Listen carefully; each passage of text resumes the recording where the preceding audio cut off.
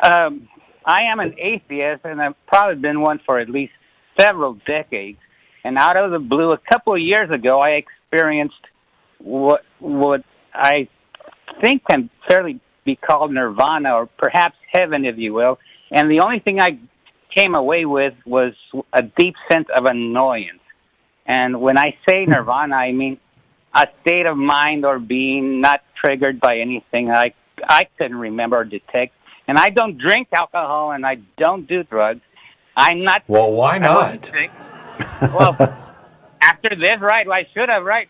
But I'm not an ill person, and I don't have a history of mental problems. I never experienced anything like this before or after, and it all came in a dream. And the experience outstrips my ability to explain or understand it. So, and Oscar, I was watching. Yes, go ahead. So you're gonna relay an experience you had that you're describing of experiencing nirvana, and it occurred in a dream, and you were annoyed by it. I'm deeply annoyed by it. Sure. Because I have a couple of problems at the outset. Okay, go ahead. So first of all, dreams.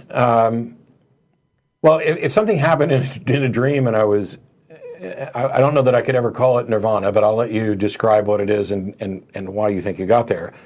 But also, if almost by definition, I don't know how something could be fairly described as nirvana and also fairly described as annoying. Well, yeah. I mean, somebody else's nirvana perhaps annoyed you, but I mean, nirvana as a concept of you know, the peaceful bliss type thing, I don't know how that could be annoying. That's my issue, because it came to me in a dream, and I woke because I think my wife nudged me accidentally, and I woke up and I was bothered because it came to me in a dream, and then instead of a laboratory setting, while I was awake with someone recording the event for later playback, for example, or verification. Because if this was a sign from beyond, it was ineptly delivered. Heck, it was probably sent to the wrong address. Yeah, because, you know, signs from beyond that come to people when they're sleeping. I mean, you talk about how you're not, you know, you don't use any substances and you don't have any mental issues. But as soon as you start talking about what happens in a dream, guess what? Mental issues. If your brain is in a state where it's not functioning normally and rationally, if your brain is in a state that we don't completely understand and it's inventing stories, or you are feeling as if it's inventing stories, how is that functionally different from any of the things you tried to exclude? If I'm making a list of things, you know, I had some experience and I want to say, hey, I wasn't on any, you know, hallucinogenic drugs. I don't have any history of mental illness. One of the next things that I would be saying is I was wide awake, because we recognize that the brain in various states, the brain near death, the brain while you're sleeping, is not functioning normally. It's an altered state. So why would anybody put any stock or care about what, you know, I realize people have nightmares. My wife had a nightmare the other night, and I reached over and I gently nudged her. Because sometimes if she's having a nightmare and you do that and you say, hey, honey, you're having a nightmare, why don't you go have a good dream? Then she'll have a good dream. I can influence what's going to happen in her dreams, and she won't even always remember it. This time she was startled and irritated, and she said, old people were stealing my candy, so I told them to fuck off. And I was like, but there's nothing about that where she got up the next day and said, you know what, I experienced a terrible reality. Or I received a message from beyond. That's just not going to enter her mind to do that, because we recognize that, hey, I'm sleeping. Weird stuff's going to happen. I agree, but you'll also grant me that there have been whole religions launched with lesser evidence than mine. I'm sure you're right. There's a reason we do this show. That's why you do this show. And usually people who stumble upon God like I did, they're usually urged to like visit a yogi or consult holy scriptures or meditate. But instead, I decided to call you and share my experience. That's what I'm doing. And I'm glad your vantage is to take my perception, my experience with the proper grain of salt. But I think I am in a position where there's nothing in this universe that I could experience with my senses that would convince me that there is a supernatural. That's where I am, and I'm wondering if I am being fair to the experience, or if I am applying the correct testing methodology to make sure that what I saw and experienced and that I dismiss so easily was I being fair to it? Because I do dismiss it.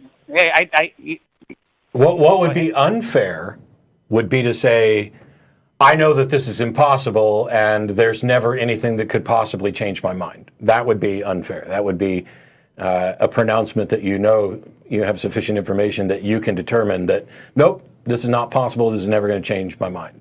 But saying that you're convinced at this point that it's incredibly unlikely, or you can't see any way that your mind might be changed, or that evidence is forthcoming, there's nothing wrong with that, as long as you're willing to accept the evidence should it present itself. I do this for a living. You do it. I don't do this for a living. Anyway. If I ever sense anything like that again, I will surely call. Well, my understanding of enlightenment, of Nirvana, is enlightenment. So I think you could experience enlightenment and be annoyed by it, because it just means you're enlightened. You see things for how they are. All right, that's fair. That seems reasonable to me. But I don't see them any differently than before. Saul here didn't become Paul. There was no awakening. No. The road to Damascus. I might have been hit with a bolt of lightning, but no clear sense of anything else. So one thing that I did want to ask, if it's possible, to describe the experience, what it felt like as briefly as you can, that you are calling Nirvana.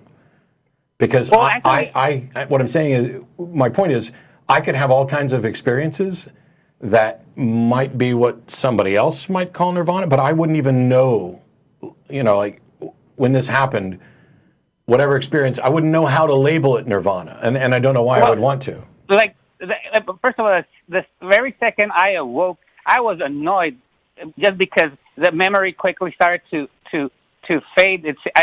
I was overwhelmed, but I was annoyed that it happened in my sleep. But just generally, it was being awash in color and energy. There was no bodies, no sense of the other or my separation from anything else. So it was sort of like the new agey type of experience that people always claim they're trying to achieve. I'm not trying to achieve that. I was just taking an afternoon nap. That was my whole context. Not search. I wasn't a searcher. I still am not a searcher. Yeah. But so the experience. So, and we get this a lot from other things. There are people who talk about the God helmet, the God module. I get email on a regular basis talking about how DMT is going to invoke spiritual. I don't even know what spiritual means, but evidently it invokes spiritual and mystic experiences. And quite frankly, as someone who has taken LSD, among other drugs, I've had experiences that are similar to theirs, and it would have never occurred to me to describe them as spiritual or mystical or nirvana or anything else, in part because I don't know what those words mean, and in part because my brain was functioning in an altered state. So I can't, why would you think that something you experienced in this state was more real or pointed to something that was potentially more real? This idea that you've got, I've had this revelation of a truth that everybody has overlooked, and it came to me in a purple haze, and we're really all just one, and we're not all just one.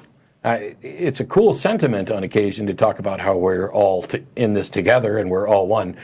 But the idea of the universal consciousness that there's no evidence for it. It's a way of taking something that is about who we are and how we're going to experience things, adding in the weirdness that happens either when you're on particular drugs or when you're sleeping or whatever, and then trying to make sense of it. And while I am in favor of trying to make sense of the world, I'm not in favor of trying to make sense of things without a good reason to think that they are sensible. When I watch science fiction shows and fantasy shows, the one thing that'll make me stop watching instantly is when they change the rules within the show.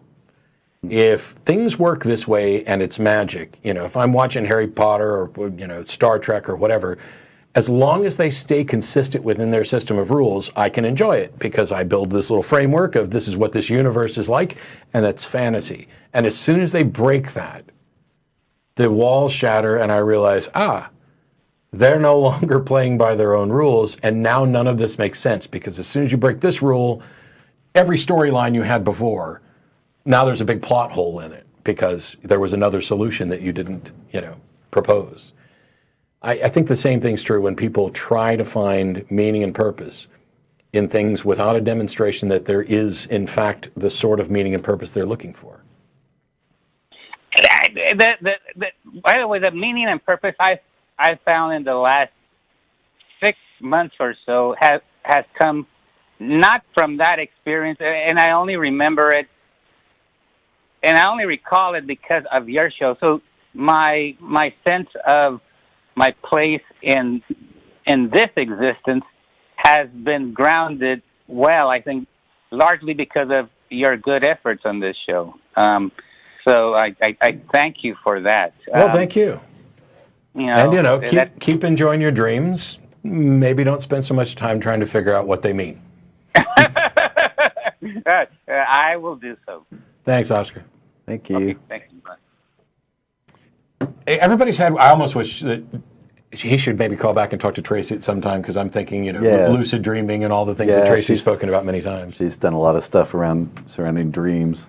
I think, that feeling of connectedness that people describe sometimes when they're under the influence of something or dreaming or hallucinating or whatever is even just meditating. Yeah. That may have been what Oscar was getting at when he said Nirvana, and I look at that, and I've experienced that. I look at that as an emotional state, and going out and seeing a beautiful sunset, and you just feel like you're connected somehow. I appreciate that without the need to attribute anything particularly mystical or supernatural to it. Just it is what it is, and I appreciate it and can feel it. We are factually connected to the sun. We are. The atoms in our body come from the stars. The sun fuels our planet and provides us with warmth and grows the plants that feed the animals and blah, blah, blah. Yeah, so in that sense, we are connected in a way. And I think you can appreciate that and not attribute some universal reality. There's this idea that we talked before about, beauty. That if you understood everything about the physics of the world, about light and how this particular flower with its colors, we look at it as beautiful. And if you understood everything about that thing at the base level, the beauty would go away. And I find that just to be absolutely ridiculous. Yeah, I totally disagree. I'm clearly experiencing an appreciation of something that's beautiful. And knowing why that happens doesn't change the fact that I'm experiencing it. Right. Is it possible that it could? Only if you focus everything, you're dwelling on this, and you put some stock in this idea that, because it's only this, therefore it is not as beautiful. You can certainly convince yourself to diminish your appreciation of things based on a reductivist kind of view of that. Love, love is just a chemical state of the brain. Okay, let's assume for a second that love is in fact just a chemical state of the brain. I'd argue that it's love is a label we put on many different chemical states of the brain. So what? You still love people. If you stop loving people because you found out that it's a chemical state, that's not because you found out it's a chemical state. It's because you took the significance and stuck it over here and made it insignificant. And that it's a good example of how we do this in both directions. Oh, love has to go away if it's just chemicals. Or if I have this experience and I don't necessarily understand it, I need to go looking for some externally imposed meaning or purpose or some oneness in the universe. I think that you can be connected on a metaphoric level, right, and even to some extent on a physical level, but when you try to compact all those into something profound, you've overemphasized the scenario in order to add influence or impact to it. right. Made it a deepity, as Dan Dennett would say.